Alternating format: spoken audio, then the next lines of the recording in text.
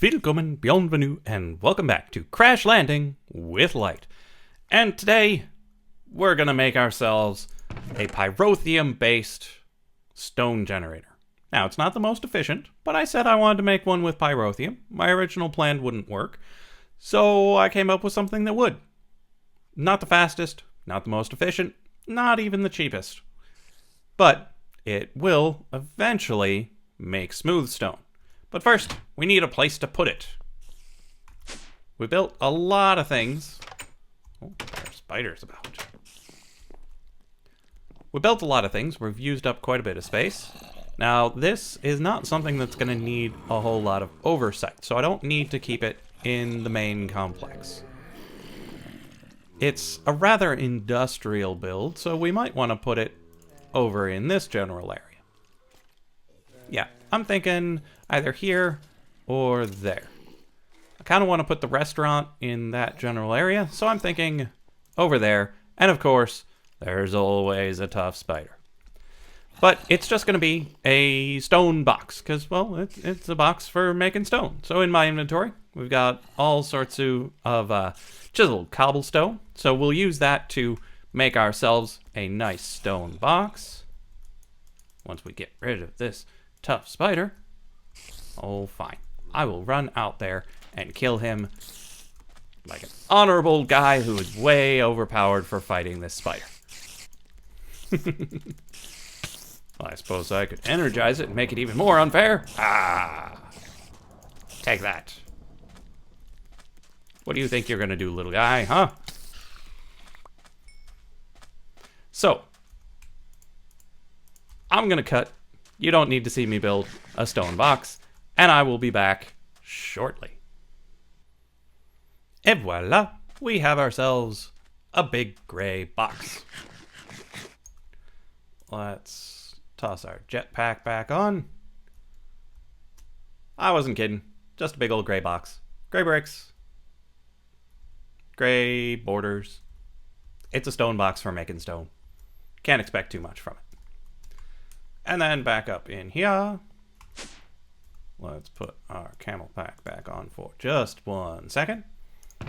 We've got the various things we're going to need. We don't need all this dust or the various things from the mobs. We'll keep the yellow hearts just in case something goes horribly, horribly awry. We need some building blocks because we will need something to put certain parts of this on, particularly the redstone, which goes into repeaters that power some pistons that push the stone along. We have some obsidian to stop it, some glass. I'm not sure how much I need to contain the water and the pyrotheum in a way that we can still see it. And then, because, well, I am who I am, Steve's factory manager, and an autonomous activator with a hammer for smashing the stone. And if you're paying close attention, you probably realize this is not going to make smooth stone in the way I currently have it described. Because that hammer, well, it's going to break the stone. It's going to make cobble out of it. Well, what I really need is a silk touch hammer. And, well, you don't start with any upgrades. Like, you can't actually improve upon this hammer until it levels up. So, yeah. I'm going to have to set up this machine and get it started. Oh, I'm missing several things that I totally forgot I needed. I need some hoppers and a barrel. So, I will be right back. And we're back one more time. Now I've got the barrel and the hoppers, so we can actually collect some things. So, what I was saying, we need a silk touch hammer, and to get silk touch on the hammer, we need to level it up. And to do that, we're going to use the machine. So the machine will start off making cobble until we level up the hammer. We'll level up the hammer such that we can add stuff to it, like speed and silk touch. So we need a collection point, and we need things that will collect it. So we're going to use hoppers. This is a disturbingly vanilla build in various things that it does. The mods didn't do exactly what I wanted them to. I'm sure one of them does. I just don't know which one. Actually, let's take these out for a second because we need to place the autonomous activator facing down into them. So let's set that up first. And pow! There we go. And now if we break these, they should make their way in that general direction. Okay, so now we can just place these back there. So when the stone gets here, the hammer will break it. It'll drop into the hoppers and make their way over into the barrel. Easy as cake. Now we've got some obsidian because it's immovable. If things get pushed into it, it stops them dead right there. Next, we're going to need a place for the pyrotheum. Let's say right here. We need the pistons to push the stone once it comes into existence. Now, I played around with trying to do block update detection to make these push, but the water falling into this area would update the block as well as when the stone was created, so it did all sorts of weird things that I did not enjoy. So, let's make the water container now. Kabonk. And 1, 2, 3. And a bonk.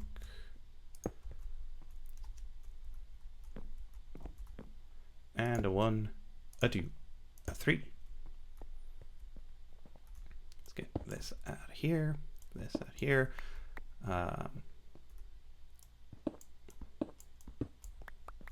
There we go. Now on either side, we can set up the Steve's Factory Manager stuff. So first we need a block gate pointing into where the stone will be. We're also going to need one over here, but we can get that in a second. Oh, let's do it now. 1 and 2. And a block gate. Those will be detecting when there is stone. Okay, now this glass needs to go away, because we need to hook this up through here. This inventory manager could go almost anywhere. I like having it right here. And then, oop, one here. And an emitter right here. Now we need our building blocks. Here, here, here, here, here, and here. Now there might be a more compact way of doing this, but this entire project is about learning. This is not the most efficient. This is not the cheapest.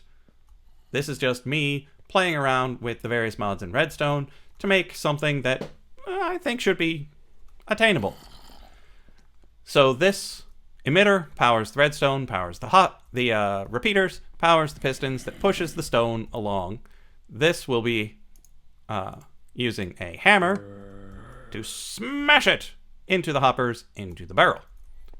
So what do those two over there do? Well, they let the system know when to send a pulse, because we don't just want to put a clock on this and make all sorts of light updates and use inefficient use of redstone. So this is going to tell this emitter when to do its job. So we'll use the 1 second trigger. Back, back, back, back, back. You could theoretically use a block update detector. I'm not sure where you would want to put it, because you're going to need water underneath, or pyrotheum underneath, water on the top. I suppose you could bring it all the way around over here. If you've got a suggestion for that, feel free to leave it for anyone that wants to build this sort of thing, but I'm just going to trigger on 1 second intervals. Then we have a condition. when do we want to do it? Well, when the close block gate, target down as always, sees cobblestone. So when it does see cobble, it should do it. But also,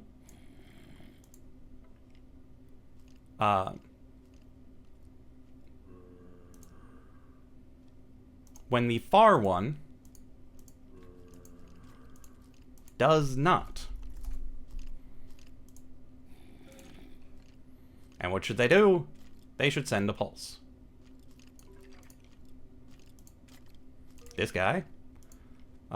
You could specify which one, such that you're not wasteful, but it's okay now. I'm going to have it emit a pulse. Bonk.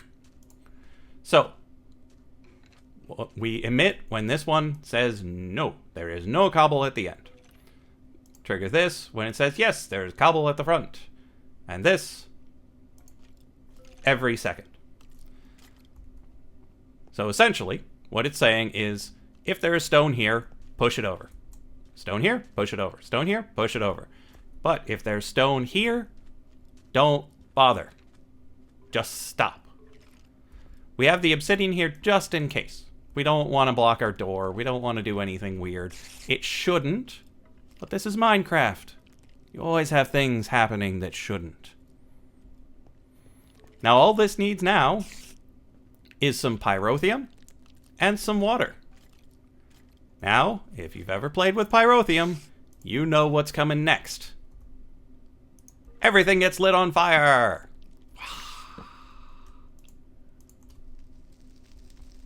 You could slab all of this to make things not all catch on fire, but It eventually goes out. You can't actually burn this stuff. And then you put the water on the top and you go, but isn't that going to turn the pyrotheum into obsidian? Well, you can't turn pyrotheum into obsidian. It is crazy powerfully hot. You cannot solidify it.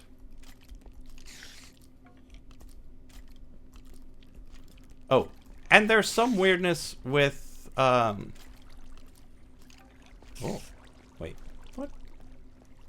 What happened here? Did it break the glass? Strange. The aim on this sometimes causes issues. What?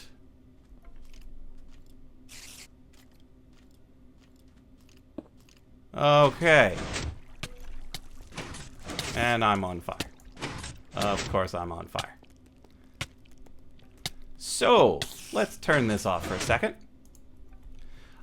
Because of the way the hammer works, it has to be aimed at the right place. If the hammer is aimed improperly, it will, instead of destroying the 3x3 this way, it will destroy the 3x3 this way, which is why it destroyed the hoppers and the glass.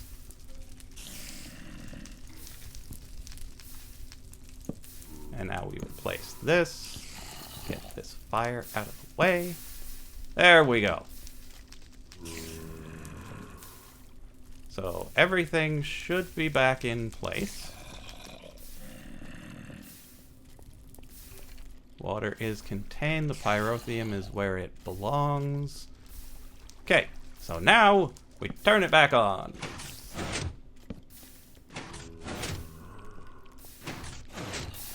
And there it goes. Now it'll break these 9, drop them in the hoppers, put them in this barrel. Bam, bam, bam. Into the hoppers, into the barrel. Now, I don't particularly enjoy that the pyrotheum keeps setting the hoppers on fire, but it's an interesting light show nonetheless. Because the pyrotheum likes to light things on fire, particularly on block updates. So whenever weird things happen near the pyrotheum, boom, it sets things on fire. Which is why the engine leak was so particularly dangerous, because anytime you would break something, it would set everything on fire again. Now, if we look in here, it is leveling up. That as it breaks things, it gains more XP.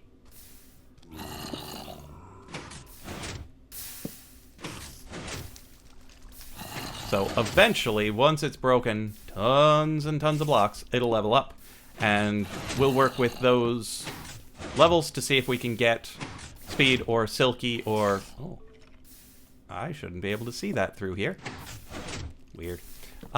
See if we can get silk touch and speed. If we can get multiple modification slots, we'll add silky and speed. We'll add redstone on top of it.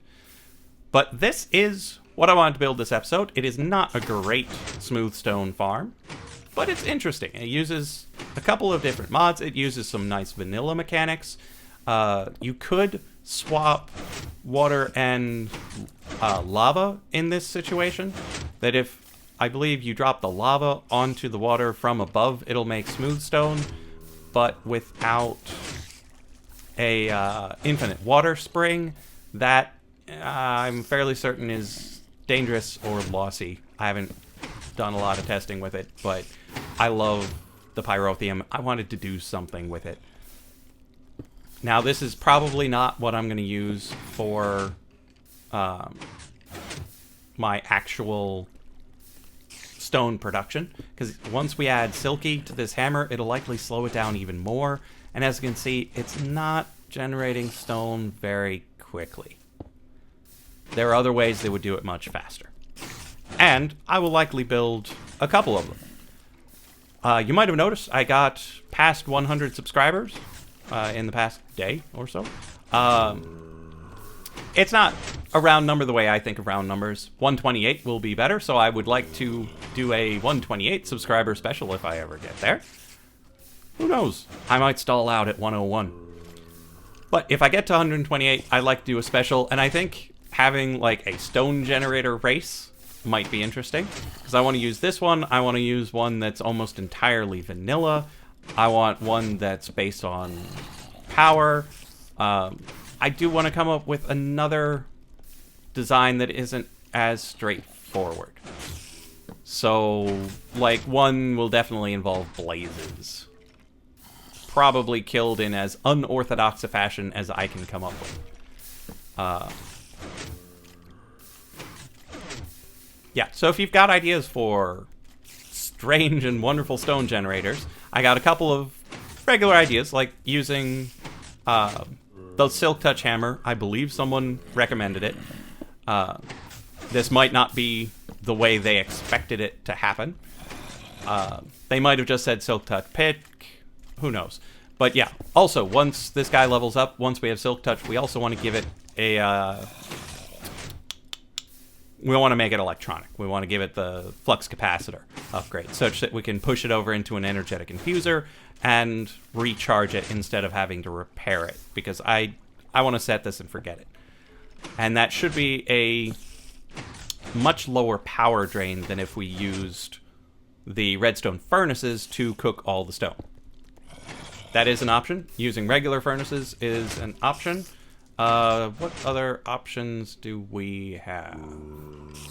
Those are the big smelting options, because the fancy smeltery makes the seared stone, not regular stone.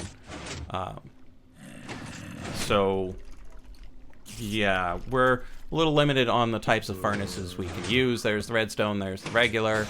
I'm not sure what other ways we've got of making smooth stone, because we've got this, we've got lava and water methods. So, I like this one.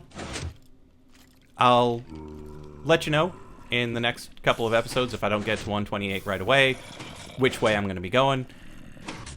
If that stalls out and I have time to make something else, we might start on the restaurant next episode. But, one way or another, that's all the time I've got for this episode. And I will see you in the next episode of Crash Landing with Light.